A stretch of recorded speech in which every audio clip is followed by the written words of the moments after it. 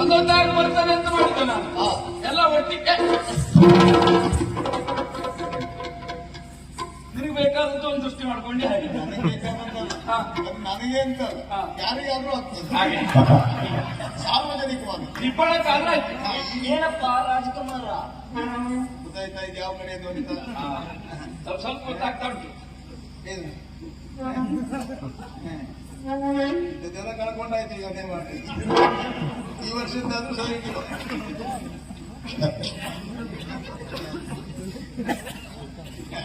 ಇವಳ ನಾವೇ ಮಾತಾಡ್ಸೋಣ.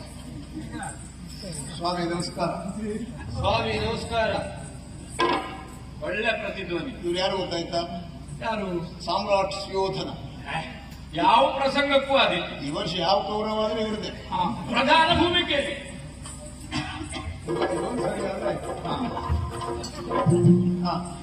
ಈಗ ನೋಡಿ ಎಂದಿಗೂ ಸಹ ಯಾವುದಕ್ಕೂ ಅದೇ. ಚಕ್ರವರ್ತಿ ಅಂತ ಬಾಯಿ ಬಿಟ್ಟು ಹೇಳಬೇಡ. ಮುಖ ನೋಡಿದ್ರೆ ಗೊತ್ತಾಗಪ್ಪ. ಆಮೇಲೆ ನಿಮ್ಮ ಲಕ್ಷಣ ಎಲ್ಲ ಲಕ್ಷಣ ಉಂಟು. ಎಲ್ಲ ಲಕ್ಷಣ ಉಂಟು. ಹೌದು. ಇವರು ಗುರುಗಳು ಆಚಾರ್ಯ ದ್ರೋಣರು. ಶಾಪಾದಪಿ ಶರಾದಪಿ ಬರೆದುಕೊಂಡಿದ್ದಾರೆ. ಈಗ ಯಾವುದು ಶಾಪ ಕೊಡುವುದು ಇದು ಕಲಶಗನ್ನಡಿ. ಹೌದಪ್ಪ. ಒಂದು ರೀತಿ ಕೌರವರ ದಿಬ್ಬಣಕ್ಕೆ ದೃಷ್ಟಿ ಕೊಟ್ಟಿದ್ದಾಗುದು. ಇದು ಯಾವ್ದು ಗುಣಕ್ಕೂ ಆಗ್ತದೆ. ಹೋಗ್ಬೋದು. ಈಗ ಎಂತ ಮಾಡ್ಬೇಕಲ್ಲ? ಮತ್ತೆ ಹೋಗಿ ಏನು ಮಾಡುದು ಬೇಡ. ನೀವು ಕಲಶಗನ್ನಡಿ ಹಿಡ್ಕೊಂಡು ನಿಂತಾಯ್ತು. ಮಾತೊಂದು ಆಡ್ತಾ ಇದ್ರೆ ಆಯ್ತು. ಪದ್ಯ ಹೇಳುದಾ? ಪದ್ಯ ಹೇಳಿ. ನನಗೆ ಗೊತ್ತುಂಟು. ಯಾವುದು? ಹಳೆಯ ಪ್ರಸಂಗದ ಹಾಡಿ ತೋರಿಸಲ.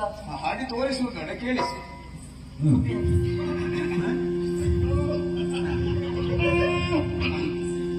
ಹುಣ್ಣಿಮೆ ಚಂದಿರವದನಿ ಮೇಲೆನ್ನಯ ನುಡಿ ಸುಮದಯನೆ ದಿನರಾತ್ರಿ ಕನಸಲಿ ಕುಣಿದೆ ಕುಣಿದೆನ್ನ ಮನಮನು ಸೆಳೆದೆ ಇದೆಲ್ಲೋ ಕೇಳಲಾಗುಂಟು. ಹಳೆ ಪ್ರಸಂಗ ಅಲ್ಲ, ನನಗೆ ಇದಕ್ಕಿಂತ ಮಧುರ ಧ್ವನಿಯಲ್ಲಿ ಈ ಪದ್ಯ ಕೇಳುವ ಅನುಭವ ಉಂಟು. ನಮ್ಮ ಗುರುಗಳು. ಇದು ಬಾ ಹಳೆ ಪ್ರಸಂಗ. ಹೌದೌದು. ಹಳೆ ಪ್ರಸಂಗ ಹಾಳಾಗ್ಲಿಕ್ಕೆ ಮತ್ತೆ ಬೇರೆ ಬೇರೆ ಬೇಡಪ್ಪ, ಇದೆ ಸಾಕು. ನಾವೆಲ್ಲ ಹೋಗ್ಬೇಕಾ? ಎಲ್ಲ ನೀವೇ ಬಿಡಿ ಬನ್ನಿ. ಬನ್ನಿ ಈಚೆ ಬನ್ನಿ, ಈಚೆ ಒಟ್ಟಿಗೆ ನಿಂತ್ಕೊಳ್ಳಿ.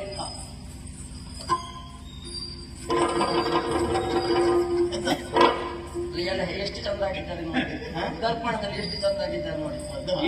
ಇದೊಂದು ಮಾಡಿ ನೀನು ಇದೆಲ್ಲ ಮಾಡ್ಲಿಕ್ಕೆಲ್ಲ ಮಾಡ್ತೀನಿ. ನಾಳೆ ಅವರು ಇದ್ರು ಅಂತೆಲ್ಲ ನಮ್ಗೆ ದೊಡ್ಡ ಹೆದರಿಕೆ ಅದೇ. ನಮ್ಗಲ್ಲಿ ಗೊತ್ತಾದ್ರೆ ನಮ್ಗೆ ಆನಂತರ ಆಗ್ತದೆ. ಇವಳೇ ಅದಿ ಪ್ರಸಂಗ ಮಾಡಿದ್ರು ಅಂತ